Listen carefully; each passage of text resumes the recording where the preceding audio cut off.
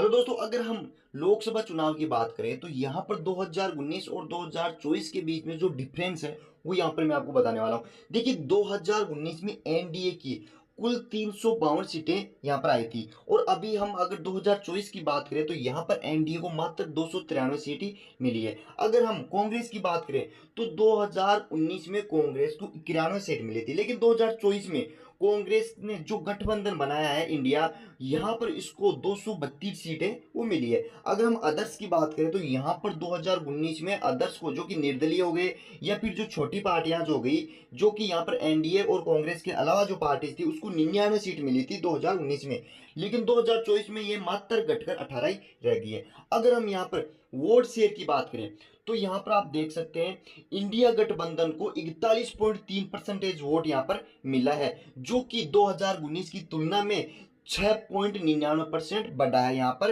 India गठबंधन का। और अगर हम एनडीए की बात करें तो 2019 की तुलना में यहाँ पर इंडिया का जो वोट परसेंटेज है वो 0.2% घटा है, यानी कि अभी हम फिलहाल बात करें 2024 की तो 46.2% वोट यहाँ पर मिला है। अगर हम अन्य की बात करें तो यहाँ पर देखिए 12.5% वोट है यहाँ पर अन्य को मिला है, जो कि 2019 की तुलना में -6.79 घटा है यहाँ पर। अगर हम यहाँ पर नीचे चलकर और सीट परिवर्तन की बात करें तो यहाँ पर आप देख सकते हो इंडिया गठबंधन को 2019 की तुलना में 103 सीट यहाँ पर मिली है, ज्यादा बढ़ोतरी हुई है 2019 की तुलना में। लेकिन यहाँ पर अदर्स को 43 सीट का घटा हुआ है और एनडीए को भी यहाँ पर 60 सीटों का घटा हुआ है 2019 की तुलना में। और अगर हम यहाँ पर बात करें दोस्तों, और तो राज्य के हिसाब से अगर हम बात करें तो यहाँ पर देखिए उत्तर प्रदेश में कुल 80 सीटें थी, उनमें से एनडीए को मात्र 36 सीट मिली है और इंडिया गठबंधन को 43 सीट मिली है और एक सीट गई है अदर के खाते में। अगर हम पश्चिम बंगाल की बात करें तो टोटल 42 सीट थी, इनमें से एनडीए को मिली है 12 सीट, इंडिया गठबंधन को मिली है 30 सीट और अदर के खाते में एक भी नहीं आई है। अगर हम बिहार की बात करें तो बिहार में 40 सीट टोटल थी, 40 में से एनडीए को 30 सीट मिली है, इंडिया गठबंधन को 9 सीट मिली है, अदर की हम बात करें तो यहाँ पर एक सीट मिली है। अगर हम तमिलनाडु की बात करें तो यहाँ पर 39 सीट टोटल थी, 39 में यहाँ पर एनडीए का सुपड़ा साफ होता दिखाई दे रहा है, यहाँ पर एक भी सीट नहीं मिली और इंडिया गठबंधन को यहाँ पर 39 सीट मिली है।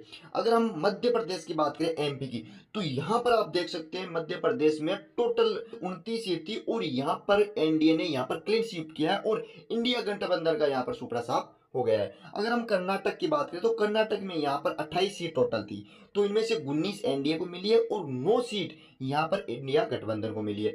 अगर हम गुजरात की बात करें तो गुजरात में 26 सीट टोटल थी, 26 में से 25 एनडीए को और एक सीट मिली है यहाँ पर इंडिया गठबंधन को।